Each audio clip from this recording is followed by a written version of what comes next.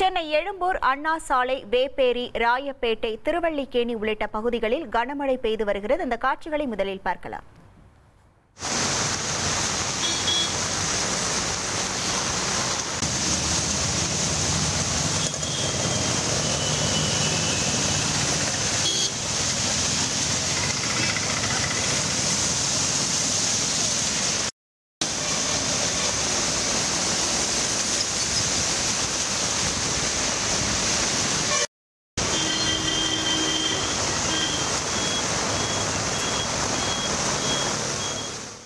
விவரங்களோடு இணைகிறார் நமது செய்தியாளர் சசிதரன். வணக்கம் சசிதரன், எவ்வளவு நேரமாக இந்த பகுதிகளில் மழையானது பெய்து வருகிறது? அங்கு இருக்கக்கூடிய கள நிலவரங்கள் என்ன?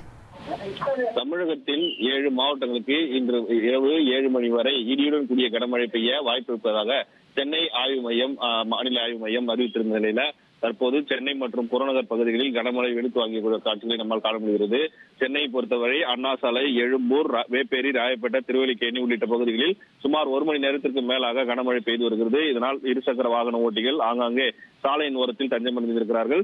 சாலையில் செல்ல முடியாத அளவிற்கு காற்றின் வேகம் சற்று கொஞ்சம் அதிகரித்து இருப்பதால் இருசக்கர வாகனம் சாலையில் நடந்து செல்லும் நபர்கள் அனைவருமே குடைகளை பிடித்து சென்று கொள்ளும் காட்சிகளை நம்மால் காண முடிகிறது. வட கடலோர மாவட்டங்களில் கனமழைக்கு எச்சரிக்கை ஏற்கனவே விடுக்கப்பட்ட நிலையில் காற்றழுத்த தாழ்வு நிலை உருவாகி இருக்கக்கூடிய சூழ்நிலையிலும் இந்த கடலோர பகுதிகளில் இருக்கக்கூடிய மாவட்டங்களான சென்னை, திருவள்ளூர், காஞ்சிபுரம் உள்ளிட்ட மாவட்டங்கள் இருக்கக்கூடிய பகுதிகளில் 1 மணி நேரத்துக்கு மேலாக பலத்த காற்றுடன் இந்த கனமழையானது வீசி வருகிறது. இதனால் காலை முதல் இருண்ட வானிலை இருந்து வந்த நிலையில் மாலை நேரத்தில் பள்ளி முடிந்தும் வேலைக்கு சென்று வீட்டுக்கு திரும்பவும் இருசக்கர வாகன ஓட்டிகள், பொதுமக்கள் மிகுந்த சிரமத்திற்கு ஆளாகி இருக்கிறார்கள்.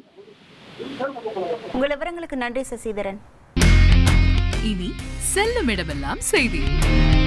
தந்தை டிவியின் வாட்ஸ்அப் சேனலை ஃபாலோ பண்ணினா செல்ல இருக்கும் இடமெல்லாம் செய்தி.